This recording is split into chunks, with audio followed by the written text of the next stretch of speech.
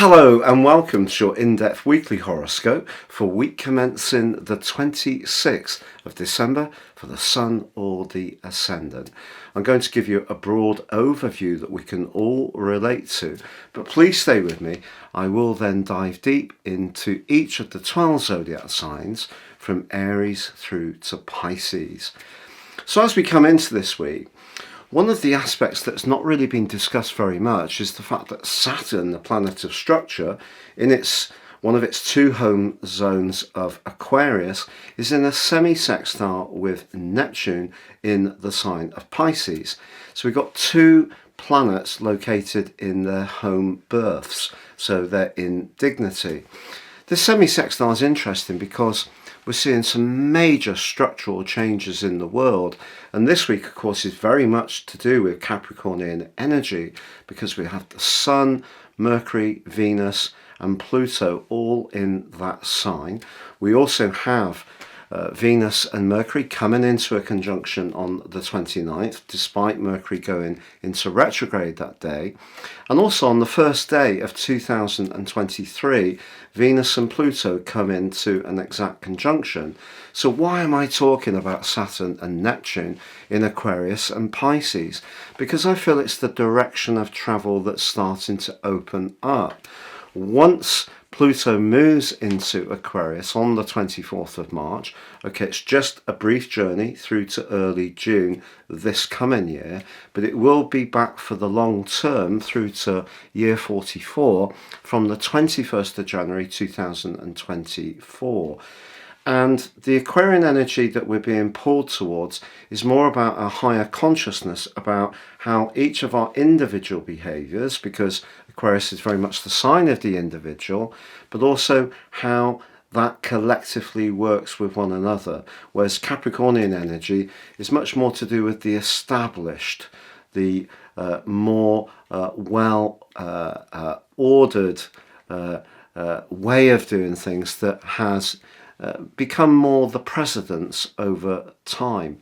So I think that Capricornian energy, as we come into the start of 2023, is still really important. And having Venus and Pluto in a conjunction, my word, that can lead to some fated developments for many people throughout the year.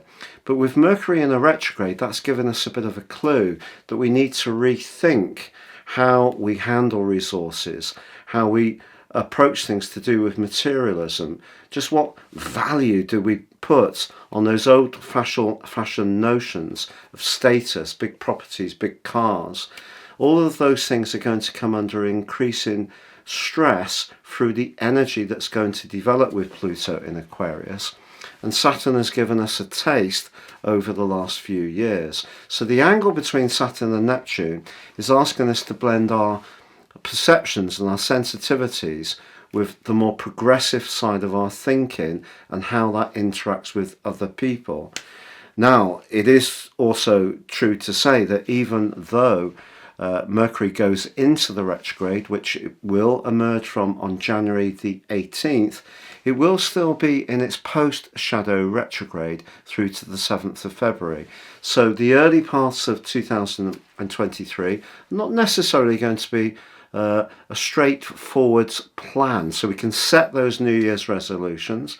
I should say that on New Year's Eve itself, the moon is in the sign of Taurus, where it really likes to be. It's exalted here, so a lovely place to be. And it's actually forging a beautiful semi-sextile to Jupiter, the planet of growth, newly arrived back in the sign of Aries. So I think that kind of says to us that the moon in Taurus is very much an appreciation of the good things in life, whether it's good food or good wine. But the Jupiterian energy is asking us through its rulership of Pisces to be mindful of the spiritual dimension, but also that we may have to refocus our longer term aims and goals because the world is changing radically, whether it's through automation, robotics, artificial intelligence, because we have the internet and technology has become at the core of so many of our lives.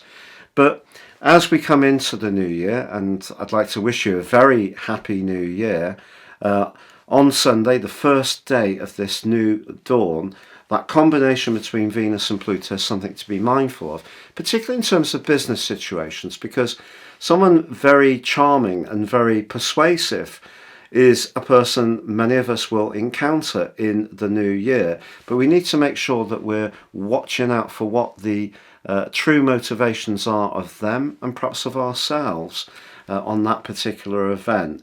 So a lot of energy in the sign of Capricorn. That is asking us to think about goals, ambitions, and also it could be a culmination of a lot of effort that's gone in over a long period of time, where some people could get a deserved reward.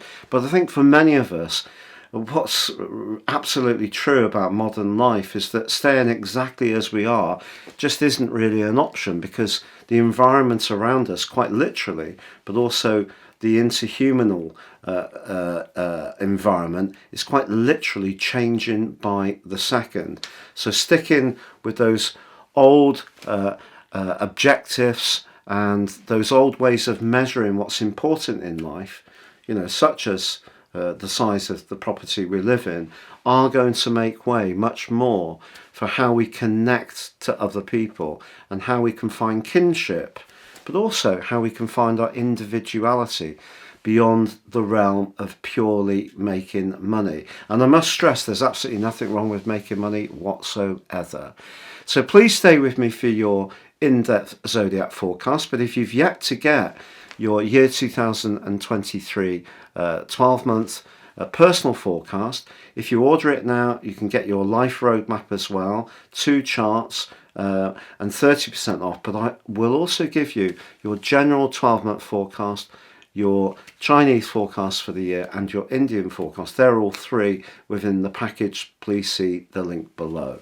So Sagittarius, your week commencing the 26th of December forecast sees opportunities financially, but it might not feel like it because, of course, Mercury slams on the brakes, but it's still in a conjunction with Venus. Venus-Mercury conjunction in the second house, despite the retrograde, is something to savour. It could just be that the actual delivery of the funds or the sense of well-being that the second house energy that these two can create, Venus governs the second solar house, just may be a little bit delayed, because Venus then goes on to align with Pluto as you go into the new year. And I can't stress enough how much of a good news story that is. And of course, Jupiter, your ruler, is in your 5th house of risk, daring, expansion, creativity and passion, the sign of Aries. So it may be squaring up broadly to these Capricornian influences, but it's still giving you a hint of what's to come. So if you do feel a little bit frustrated, quite understandably, because there's been such a contraction in income and an increase in costs, and things seem really quite scary or difficult, I totally can relate to it.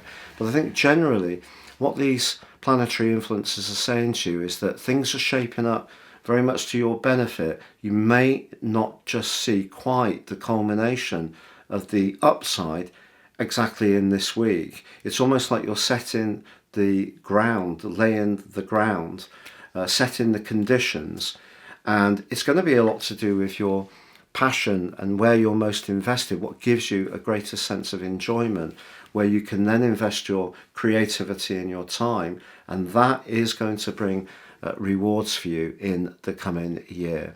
Wishing you a very happy new year.